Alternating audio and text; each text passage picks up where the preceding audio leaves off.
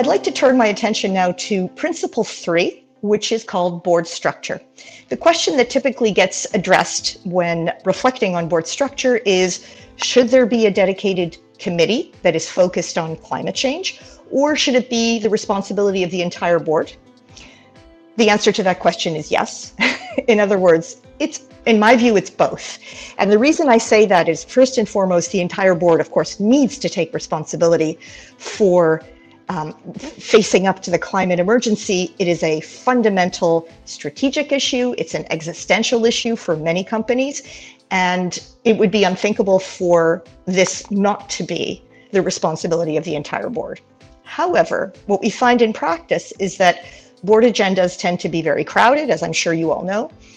And understanding and responding to the climate change requires a fair amount of in-depth attention.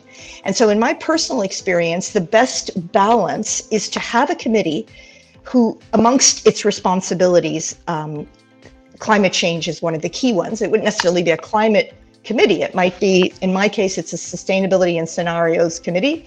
It might be the strategy and sustainability committee. Different companies have different names.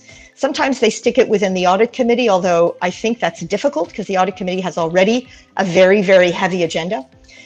Whatever, there should be a committee who can get its arms around it and who can spend the time that is needed to enable its members to really gain a deep understanding of all the issues and to begin to work one by one through all the different responses that need to be brought to the attention of the whole board, discussed with the whole board, approved by the whole board, and then acted upon.